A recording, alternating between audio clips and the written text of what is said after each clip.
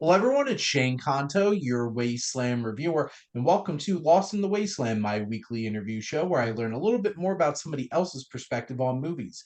And joining me is filmmaker George Massimillo. Thank you so much for coming on and chatting with movies with me this week. Thank you for having me. Absolutely. And before we dive into our questions, if you want to talk a little bit about your film that will be coming to a streamer near everybody, so somewhere they could be checking it out. It's Love Bro will be streaming soon, and we'll have some more information pretty soon for everybody. So Yep. just keep your eye out. Follow GMML Films on Instagram, or it's Love Bro Movie on Instagram. And still got Waiting Poetic going out there, so that'll be right behind it streaming, and hopefully Awesome. everybody gets to check them out too. I'll make sure to put the links in the description for the video so you could all check it out, keep it posted, and hopefully go check out the films. Two really enjoyable ones to go check out. So you're gonna want Thank to you. keep an eye out for them. So, and I can attest to that. So, but I appreciate you coming on, and let's dive in here. So how I kind of phrase the first two questions that I have here are kind of like the watch list questions. So, George, what's a previously released film you have never seen that you're most excited to check out? Probably Interstellar. I missed it somehow. I have Mm, a very good friend of mine that nonstop presses me to catch up on a few of those movies. But that's usually the one that I've missed that he's always like, you got, yeah, given your interest in things like that mm. too, you have to go see that. We have to see it. So that's definitely probably the highest one on the list of, sometimes you just miss it. Yeah, I'll see it in the theater and then it goes, and then before you know it's years later and you still haven't seen it. So That is a very fortuitous choice right there, seeing as it's its 10-year anniversary. And yep. if I'm not mistaken, it's getting an IMAX release the weekend of December 6th. So, Oh, I and that's gotta come up. It's next like, week I gotta wait make a minute. change my plans. I didn't even realize that. Perfect. Yeah, it's going to be interesting because there's quite a few like smaller films coming out that weekend, but they're looks like they're pushing big for that re-release. I distinctly took off time from my one part-time job back in grad school to go see Interstellar when that came out, and still one of my favorite films and one of my favorite films from 2014. So I would highly recommend it. So hopefully you get a chance to go check that out, and even in the Definitely theater, in it's IMAX. coming soon. There you go. Got to catch it on IMAX before you know going to be having uh Craven and the Sonic movie and probably Wicked coming back onto A little IMAX. different, different cinema there. There you go. Now, thinking about into the future, what's one film upcoming that you're most excited to check out? Probably Superman. Have Nice. I've been waiting a long time for them to get Superman the way Hmm. I believe he should be. You know, who knows if they're gonna do it, but Yeah. it's been fun. I think it seems like they're gonna have fun with it, which is Hmm. nice little lighthearted Superman is kind of I could deal with that. We had dark and heavy Superman from Zack Snyder for a while. And like I know they were really trying to capture that Christopher Reeve energy in a bottle with Brandon Routh back with Superman Yeah, Returns. It's just like it didn't 100% click there. it was So so close. I always remember it, and then I watched it. Like, yeah, that was a little lacking.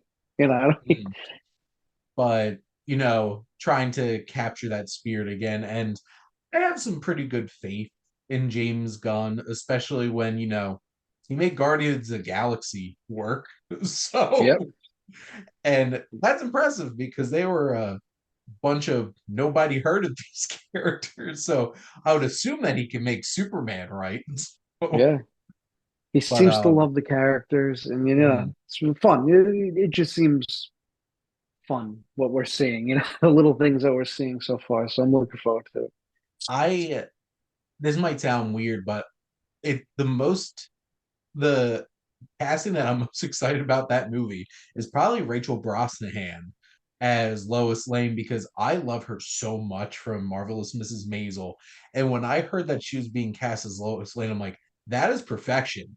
Like, I don't think you could think of somebody better working today that really captures that like same kind of energy that I'm like I'm glad to hear that.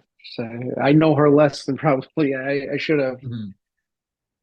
But yeah, so I don't know David Corn Sweat very well, but he looks the part, and Yeah. we'll have to see how it turns out. But yeah, we it's very interesting because this is the big hard reset for DC, and it's fitting that it starts with Superman. Well, I guess technically it starts with Creature Commandos like next week on Max, Oh, which is also very on brand for James Gunn. Like, I'm gonna throw out these random characters, oh, it worked. Like you said, it worked last time in Marvel with the random characters. you So know. So, but no, the first big screen start to this new DCU seeing Superman on there, you know, that's probably where it should start. So there you go. Now, I know it's a lot of discourse about people and their feelings about remakes and how we're kind of sick of them. But George, what's a film that you actually do wish got would get remade? it's you don't really want to see remakes. Everybody's Yeah. tired of them. So I'll always go see them. If it's a movie I love that they remake, even if I can't stand it, I'm always there. Um, it's tough. I always thought that, and I hope that this doesn't happen. Mhm. But I always thought that Back to the Future can work with any decade. So if it was 2015 going back Mhm. to 85, it would have been fun, things like that. So again, I not that I hope because Back to the Future is too perfect. You can't. That's one. Please Yeah. don't touch. But yeah, it's a tough one. That's a tough question. I That's was a I have weird science. I always had like a fun idea to remake that one.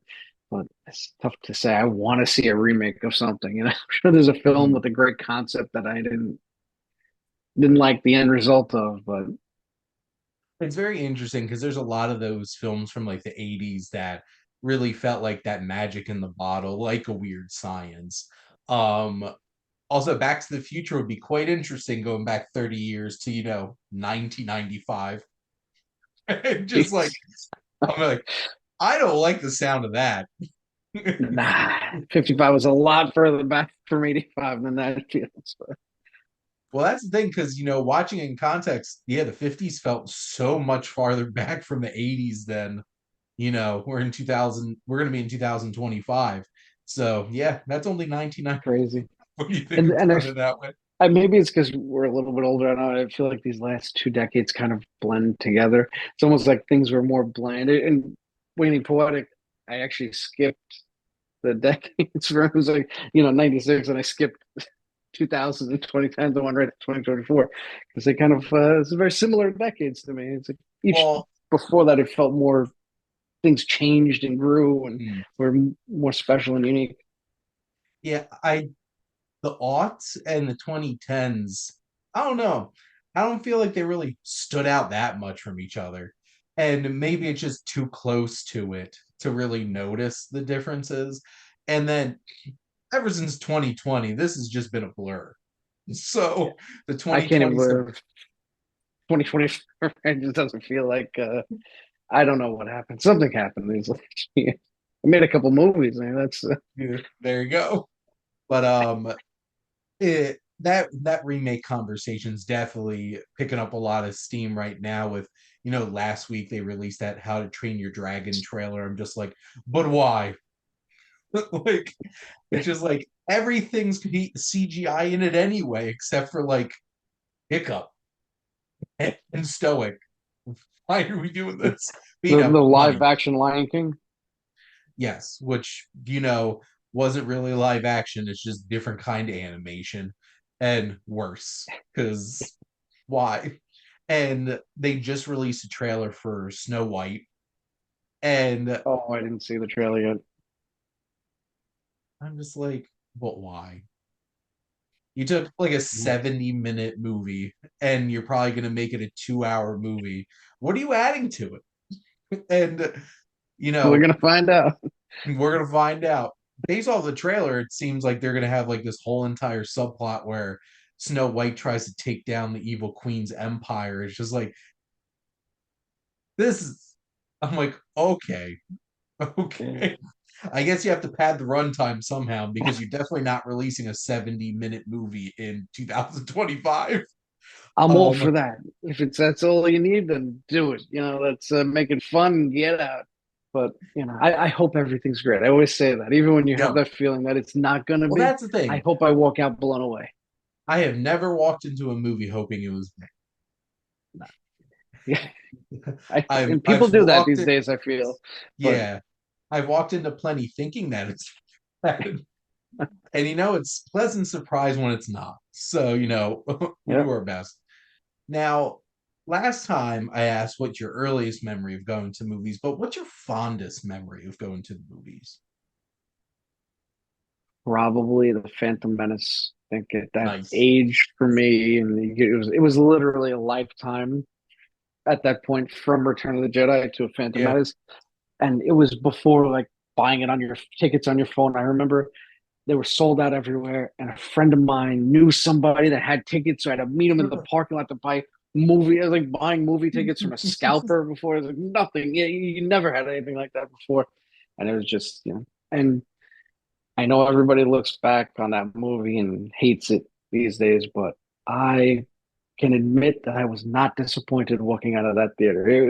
Part of it Mhm. was the lightsaber duels in the aisles, probably, and there's the whole. It was a that was a moment. That was a very special theater going memory. Well, I distinctly remember my experience going to see that too. My aunt and her boyfriend took me and they fell asleep. And like 8-year-old Shane just sitting there like Star Wars. So, and I got so excited. And you watch it now and there's definitely some things that didn't work as well and things are a little wooden, maybe a little too CGI, but like nothing hits quite like Duel of the Fates. Watching that, and I don't even care what the rest of the movie's like. The second that music starts hitting, and you're just like, this is something special. Yep. And there, and that was certainly a cultural just phenomenon all over again. And that was such a special moment in time that like I love the movie Fanboys, which is just like builds off of that Yeah. experience and everything. To be perfectly honest, I'm probably gonna if you ask me which one I'd rather watch right now, I'd watch Fanboys. Um just such a fun time, but Well, like that kind it's of different. it's very different. And I could also appreciate love for Rush. That's definitely one of the gags from that movie that sticks with me. But it's just something special like Star Wars. And one of my fondest memories was Force Awakens when that That came was out. Because, pretty close. There was yep. definitely an event. There was like 18 of us or something went together. It was something Mm, crazy number. Like, I don't even know who. I don't remember who was there. I just remember having all those fates and everybody talking about it in the parking lot afterwards. All the excitement. yeah. My brother dressed up as Kylo Ren, had his crossguard lightsaber and everything. And he had to go to the bathroom. And I came from work and I'm dressed in a suit. And I'm just standing there outside of the bathroom with a crossguard lightsaber dressed in a suit. I'm just like, I'm a Sith corporate over here. And that was still at the point where you had to go to midnight screening and you didn't get to reserve seats because like it's a whole entire other experience now. Yeah. I was just having this conversation with somebody else. I could go to opening night at 5 p.m., which I'm happy with because I am not a night person. But I don't know how I used to do the 2 o'clock in the morning shows because the midnight one was sold out. I don't even understand how I did that back then. But we were younger then. That is I think that exactly might what. have something to do with it. Now obviously expectations are a big part of, a film going experience, but what's a film that you feel like really exceeded your expectations? Best one that I could probably come up with is more recent Batman. I don't know why I went into that movie thinking it was going to be awful. It was Mhm. during, like you said, I don't even remember what year it was, but it was Yeah. kind of like we all sat around for too long from 2020. So maybe I read too much, you heard too many Mhm. stories about problems on the set and everything. And even though you like the director, it's like, oh, there's no way this is going to be good. No, and my friends that I was with were like, you're going to hate this no matter what it is. I said, no, I'm going to be fair, I promise. And I turned to him in the opening scene when he like, walks out of the room. This is great. This is amazing. I was in. So that blew me away. Sometimes it's better to have those lower expectations, but Mhm. Oh, I'm chomping at the bit at this point. I'm like, why do I have to wait until 2026 for part two of this if movie? if we're lucky, we'll If see. we're lucky. Because obviously, I understand Warner Brothers is trying to focus on launching the DCU, but I'm like, I just want the Batman Part 2, thank you. Which, Let and then them. watching the Penguin, just, I'm like, got me even more hyped. This next I part's I coming. haven't watched it yet. I am. A lot of people are angry at me watching. Everybody I want to talk to about it, but I'll It's going to watch be it worth soon. the wait when you wind up watching it. And like, this really, like, Matt Reeves really understands the crime aspect of what Batman can be. And I know a lot of people that are disappointed that, like, we haven't really gotten like the weird um like perspective on Batman, and like villains like Clayface and stuff like that aren't, That's the rumor, right? Is that the rumor still, or is that well, I know that's been a rumor as somebody who's going to pop up in the next Batman movie, but I know they just cast Alan Tudyk voicing Clayface in the new DCU. So I know he's okay? at least going to be popping up, but like, I am such a huge Matt Reeves fan, and I loved the Batman so much. I'm just like, this Zodiac style Riddler, who, like, that opening sequence scared the, like, this is intense, and like, everybody was fantastic in it. I still can't believe that's Colin Farrell, and I just watched the whole entire series of him. I'm looking for. I haven't not watched it because I didn't want to. I'm a little busy, Yeah. but I can't wait to see it. I was very excited about it. Now that I hear all these things, I have to see it. Well, and that Batman theme, that march, it just like sometimes I'll just like hit in my brain. Sometimes I'm It just like, it's in there now. It'll be on my be humming it all night. Now that you bring it up, it's I that made me so happy. And it was also a special experience for me because that was my first ever press screening. Was getting to see the nice, Batman. nice. I went into Philly, got there. Not gonna lie, there was a rat that ran across my feet at one point. I'm like, I'm not leaving. Like, they could go hang out somewhere else, sitting here watching this movie. Um, and then it was funny when the whole that rat was with the penguin being like, it's like, Oh, how, you don't have to speak Spanish. I'm like, oh, that rat's right over there. Just come running back again. gotta Now, stay away from that theater. But I want to ask. I want to ask. Not on the interview. yeah. But in terms of, I'm not sure how much of a reader you might be, and but is there a particular written work that you would love to see adapted into a film? I love reading, but Yeah. time management has been a bit Yeah. rough. The older you get, sometimes. But I think there's a lot of people that probably feel this way. The Catcher in the Rye. If you could Mhm. somehow make that into a movie, and it's probably impossible.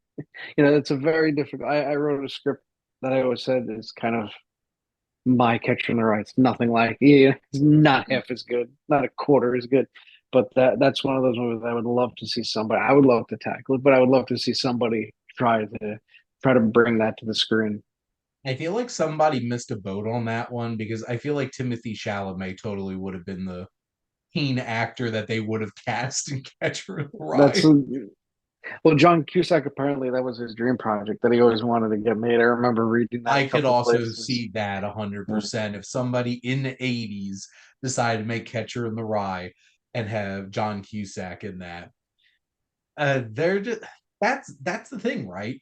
Finding the right person to be him. yeah, especially for that, it's that is the thing almost. You know, it's very introspective Mhm. story. So it's also how do you bring that? There's a couple movies over the years that you kind of felt a little bit of that, but that's that would be a tough nut to crack. But it'd be fun to see somebody try.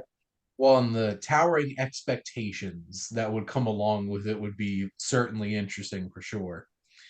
Now, this is so interesting having me ask this question after like yesterday went to go see Wicked and sat through 9 trailers um for the movie and 9 trailers before Gladiator 2 the day before. I was like, these movies are already 2.5 hours plus, but It's getting a little rough, but then yes. Trailers can be exciting. Trailers can be frustrating. They could give away tons of things. But what's that favorite movie trailer that stands out to you? hate to go back to the Phantom Menace, but Uh, again, when that trailer that was I know I almost feel like that was the first trailer I remember seeing on my computer. You know, mm, after you went to the theater to see just that, and then everybody left after that. But mm. that was something again a lifetime of waiting for Star Wars, and then it ends with Darth Maul putting a double lightsaber on. It was just Everybody blowing the minds blown everywhere. yeah, that was much better than the movie. Not even to knock the movie again. I'm not, I don't knock it as much as most people do, but that trailer was epic. I I don't think I distinctly remember the trailer well enough from when I was that young, but the energy when that Force Awakens trailer came out, I think that was either on Thanksgiving or Christmas they dropped that trailer in like a Yeah. year in advance. Because it was like, oh geez, that was 10 years ago when that trailer dropped because Oh my God, it was it came out really? because it came out in 2015 in Oh December, wow, and that dropped a year you in just blew advance. my mind though. Well, I just remember like there's been an awakening, and then like Finn's head pops up, and the end of the trailer with the Millennium Falcon and Chewie, we're home, and just like I'm just getting goosebumps now just thinking that trailer because I'm like I didn't think I was that hyped for Star Wars Episode 7, and then I watched the trailer and I'm like, yeah, I am that Yep. hyped for this. Now I gotta wait a year.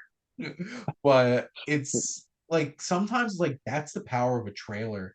Like a really good trailer just gets you. I just remember seeing that Mad Max Fury Road trailer and absolutely boggling my mind and being like, because I was waiting for that for years. And That's when you actually saw it in motion, because like that was, I think that was one of the last movies that I was like actively like, where's some behind the scenes like pictures? Because now that stuff just pops up on Twitter all the time, and just sometimes I'm just like, I wish I could avoid better seeing all this extra stuff. I don't all this stuff going into the movie, but just remember that trailer dropping and being like, this is the most insane looking thing I've ever seen, and I cannot wait for this out in the theater. But you don't get those trailers like the Phantom Menace trailer very often, where it's just like this was a cultural phenomenon. Like this special changed set of things. circumstances have to set that up for you. It's Yep. not just any movie can do that. You know, No. But next couple of questions, thinking more musically, what's your favorite use of like an actual song in a movie? I'd have to say Layla Goodfellas. I know it's probably a common answer if you ask the people, but that was just everybody even remembers that. People that you wouldn't even think liked those types of movies. They hear that Mhm. song and they're like, "Oh, that's the Goodfellas song." Just that slide guitar and piano as they're just slowly panning through all those dead bodies. And it's just like the meat locker and just is like hanging on the hook and Yep. everything. It's just that there's very few directors that know how to use a song in a movie quite like Scorsese. And a big part of that, rest in peace, Robbie Robertson, who was his music supervisor for all those years. And you could pick out like any one of his movies and just be like, that song just killed it in that scene. Like, I'm such a big fan of Werewolves of London in like Color of Money, where you just have Tom Cruise getting super cocky, playing, pulling stuff like that, or just Scorsese knows how to leverage a song like "Give Me Shelter" in like three different movies. So, like the Departed at the beginning of that, it's just like we're shipping up to Boston. I'm pretty sure that song is only as popular as it is because one, Departed, two, Jonathan Papelbon, uh, the Red Sox. Can't forget So, about that. but no, that Layla, how that was used in Goodfellas is Yeah. something special. Now, I already got one score stuck in your head tonight, but thinking about, I don't know if you're the kind of person that will sit there listening to scores, but if you have to listen to a score, what's that score you're going to listen to? Gotta be Rocky. It's nothing better. Nothing more inspirational to listen to. Nope, Anything, any of the there movies. isn't. Just pick one, No, even as an Italian American, there is nothing more inspiring than throwing on the music from Rocky. Oh, I, and also being like right across the river from Philly. And basically South Jersey Italians are basically Philly Italians. So like there's something special about Rocky, just all of it. But that music, Gonna Fly Now, and just sometimes I just listen to that in the car because yeah. get that But energy. I put on the Rocky Four soundtrack. Not even soundtrack, the score the other Yeah, day while I was writing. I was like, you know what? I need a little pick me up here. Let's go with that Rocky track Four. War when they're in the ring and everything Yeah, during the main fight, it's just like that's something special. And sometimes you just need a little injection of Hearts on Fire. Uh, and just get you pumped up. So I had the Rocky story on CD, and I listened to that a that lot. is. Yep, me too. That's like nine songs that really dictate a mood and a feeling. So I could definitely understand that. But Um, my last question, which is I kind of deem this after a while the you know what really grinds my gears question. But George, what's that one thing that you wish movies would stop doing?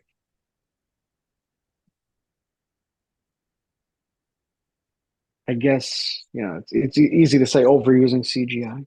Overusing, but I think that kind of goes into more just staying within the rails in some way. Like you don't Yep. have to do everything. It's sometimes smaller, even in a bigger movie, is Mhm. makes it better. So in that regard, yes, I would personally love to see a lot more smaller movies made in Hollywood or Yeah. in major streaming server, whatever, however you want to see that in theaters or whatever. But some kind of limitations usually forces you to be a little better. Like the George Lucas thing that he was so limited with the original trilogy that he had to make it work with what he had. It's Well, kind and of true for everything.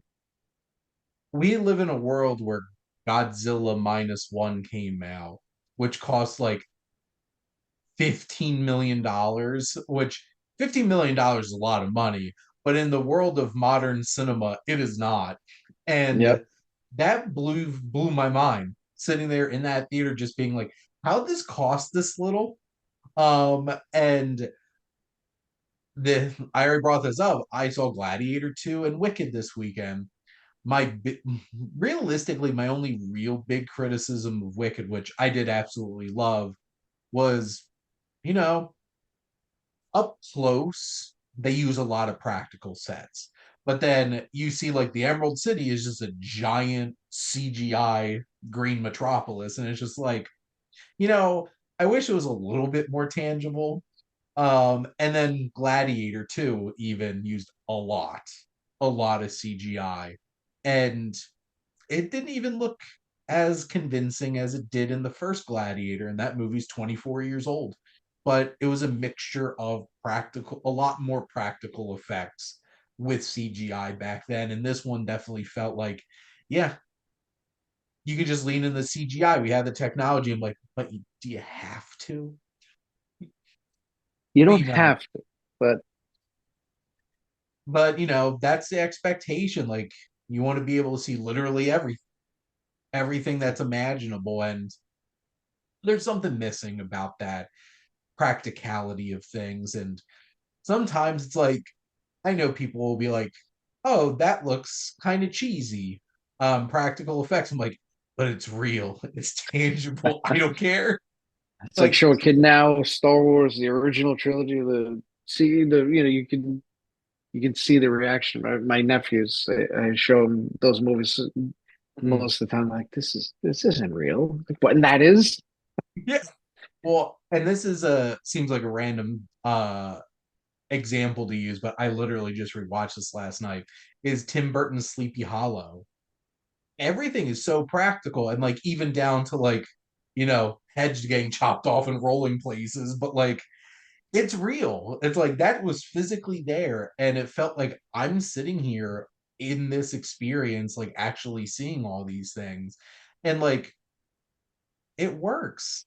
It makes it so much more tangible. And that was one of the things that I did love about like The Force Awakens. At least there's a lot of those characters that Yep. they could have easily just been CGI, but they're giant puppets, they're giant like people in giant costumes and stuff like that. It just like we love to see it because like Yep. it feels real, and it feels like it's really coming to life and stuff like that. So Force Awakens was cool with the way they're approaching. I don't know if they might have lost their way, but you know, Force Awakens, Rogue One, those were mhm. pretty fun to go see, and they felt you felt more connected. It was less of that uncanny valley thing that you feel. But It's like I would rather see like weird Muppet people than CGI things. I'm just like, I don't know how to feel about you in front of me right now. But those were more fun. But George, I always like to wrap up my show is let my guests ask me a question. So what would you like to ask the Wasteland Reviewer? I guess I'll kind of throw the last one back at you. You're usually a very positive person, but what grinds your gears about films these days? This is the freshest thing, and this is really getting on my nerves because I spent a combined 3 hours and 6 hours and 15 minutes at the movie theater for two movies this weekend. And I'm going to use this specific example of Wicked. So I really wanted to see Wicked in Dolby or IMAX because, like, it's a big musical. Dolby is made for, it's about the sound and, like, it's a musical. I would like to hear that. So you go in, I'm usually an AMC person, so like I have my A list and stuff like that. The show starts on time, I had a 10 a.m. ticket, and then you get the AMC bumper where it's like you can become a Stubbs member or Premiere or A list. I'm like, okay, yes, I used my A list to get into this movie. I get it. You don't have to do the hard sell to me. And then nine trailers, which my wife and I bet on how many trailers are before movies. It's just like who gets picked dinner that night or whatever. Try to make some fun out of having to sit there and like, my God, how many trailers are they going to show before these movies? Which the answer was, I watched 18 trailers between Gladiator 2 and Wicked, and then there were four bumpers after the trailers for Wicked. Jeez. One, AMC's really trying to push their new laser experience because they have like more crisp screens and stuff like that. So it's like AMC laser. I'm like, okay, whatever.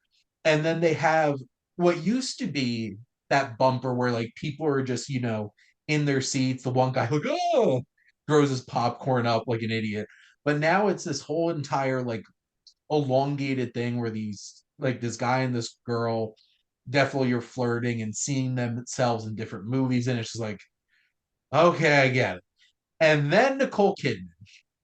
And it's just like, and then if that weren't enough, then they have the Dolby bumper, which John M. Chu, which I do like when they do have like a little clip of like the director and stuff like that that comes on before the movie. Thank you, coming to the movies. But it's basically, this is why you should see Wicked in Dolby. I'm like, guess what? I am. I bought a Dolby ticket. I am here already. And 32 minutes. It was 10:32 when the movie actually started. I'm just like, That's rough. and this is one of the reasons why people don't go to the movies as much anymore. There's a Yeah, variety of reasons, and it's a complex issue on how to fix that. But this is an easy one. And I've been going to more Regals lately. And what really makes me mad about Regal is the showtime, say it's 10 a.m., they're still showing commercials until like 10:10. I'm like, once the showtime starts, you should not be having anything not movie related. Like, I don't need to see car commercials past that yeah. point. And then they'll throw a couple trailers in, and then they'll throw more commercials in. I'm like, what are you doing? And there's one small theater that I go to called Montgomery Cinemas. It's in Montgomery, New Jersey. It's like 15 minutes from Ryder, where I work. And it's this like it's a old school movie theater in a strip mall, and they show like three trailers and then get to the movie. It's Basically, beautiful. and it just has like the find your emergency exits, and like they have that, and then three trailers, and then bam, you're in the movie, and it's just like, this is beautiful. Like, this doesn't happen anymore. and and it's so funny. Every time I go there, it brings me back to like, see, I watched Kevin Smith's the 4:30 movie, which that was such a wonderful just like feeling of going back to what it felt like to go to the movies back then. Yep, it was fun. And it's just like, this is what it used to feel like. You show up, you have a quick little thank you for coming to the movies, a couple trailers, and then boom, you're in your movie, and it's like maybe 8 minutes after the showtime started. I just could not believe it was 10:32 by the time, and Wicked's a 2 hour and 40-minute movie. Oof. Part one, too, which Yeah. is wild. I didn't even realize that till this week. I guess I haven't paid too much attention, but yeah, a lot of Well, people are no, surprised from that's what I could not all. tell. They have not advertised that it's a part one, but they had every intention that this movie was going to be a part one from the start. And John M. Chu specifically has been saying that. And then you watch Wicked, and it's like, Wicked, chapter one. I'm like, see, You got us. but like that, it just, you can't do crap like that. Just trim People it are up a rushed. little. People are always rushed, especially these days, and that's just like you said. It's just a deterrent. It wears you down before the movies. You're tired before the movie starts. The trailers used to be fun to see in the theater because you couldn't see them like while you were walking around on your lunch break on your phone Mhm. everywhere. Half the time, you probably saw all those nine trailers that you saw. You probably saw them Well, 10 times before you went to a theater. I specifically do not watch trailers online, because if I'm going to watch a Smart. trailer, it's going to be at a theater. And that's honestly one of my. This seems like such an odd reason to really love going to press screenings, but that's one of them. They don't play any trailers before the movie. Like, it's a 7 o'clock screening. It starts at 7 o'clock, and it just goes right into the movie. And it's just like, oh, thank God. And I don't have to sit through like half an hour of nonsense. But like there's very few trailers. Like if there's something big, I'm gonna wind up watching the trailer online. But generally, like I try not to. And you know, since they show so many trailers, you will see the same trailers 50 times. Yeah, Go if you go to the movies regularly, you will see that trailer an insane amount of time. And some of them just wear on you, and some of them it's just like it's just so good every time they turn it on. I just remember the Killers of the Flower Moon trailer. That I probably saw that in a theater 20 times, and I never got sick of that trailer. The ones that are frustrating are the ones that give away the whole movie and are also like 3.5 minutes long. yeah. Like that trailer does not need to be 3.5 minutes long. Like trim that up. But so It's a yes, whole other department. Trailers are their own art form. well, and that's the difference between it's not the creator of the film, it's it's the PR, it's the marketing that are trying to sell the movie. And which is why sometimes they sell a different movie because that movie's more marketable. Because Yeah, they don't show a single human being singing in the Wicked trailer, acting like they think that people and don't know that Wicked's a musical. Wicked has made $1.25 billion as a musical. People know Wicked's a musical. Put it in the trailer.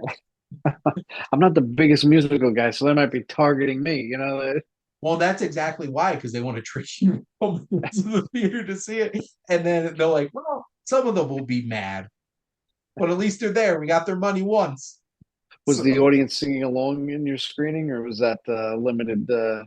so they did not, but they kept clapping after half the musical numbers. I'm like, that's just a weird thing for me. Like, I know a lot of people that like clap at the end of movies. I'm like, there's nobody here to hear you clap. Like, if it's like a screening where like the director or some of the actors are there, that's one thing.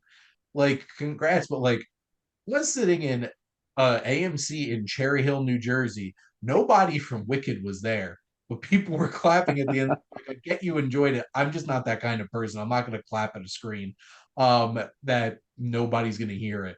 But I am very glad that AMC put out something to tell people to not sing That's along with the movie. It's just like I did not sign up to hear you butcher defying gravity when I'm trying to watch the movie. It's like you and the same thing. You wouldn't do that at like a Broadway show. Why do you think you could do it at a movie theater? But a they are good going to point. make bank on Christmas when they do that re-release of Wicked with the sing-along screenings. I haven't even I looked heard at the numbers. I'm curious how they did this weekend, but they it's made definitely a big audience for that. 114 million dollars domestic, 100 Nice and number. about 170 worldwide. I think they said it's the highest opening weekend of any musical adaptation ever. So, and I'm just imagining what it would have been like if that got released closer to like the peak when Wicked was really popular. Yeah, Um, because this movie's been in development for like a decade. But it did really well for itself. I heard somebody say this, and I thought this was hilarious. I'm gonna be sitting in Nosferatu on Christmas, um, trying to like be like thoroughly haunted to the bone, and I'm hearing people singing "Wicked" in the auditorium next to me. Uh, uh, because that was Waning Poetic. One of the screenings we had was playing next to Oppenheimer. So you just heard the explosions and things. the the What is Hans that? Zimmer of it What is all, it? which is like oppress. No, no, that was Ludwig Göransson, I think. Yeah, just the impressive score from like the theater next to you. I had one of those moments. I went to go see A Real Pain, which like is a very intimate, small film about like the Holocaust and stuff like that. And it was right next to Red One, and I just hear like this, ooh, ooh, ooh, and I'm like, oh, that's Krampus's sleigh because I had seen it the week before. I'm like, wow, that sleigh makes really obnoxious sounds when it's moving, and I can hear it from the theater next door. I'm just like, God, I know exactly what Mhm. that is. That's really sad. But George, thank you so much for coming on and chatting movies with Thank me. you. Always fun. And please make sure to go check out George's page on Instagram. Keep an eye out for his films coming to streamer near you, so you could go check them out. A couple of really good films, and show some love for some small indie cinema. Thank you. And thank all of you out there for always tuning in and supporting your Wasteland Reviewer.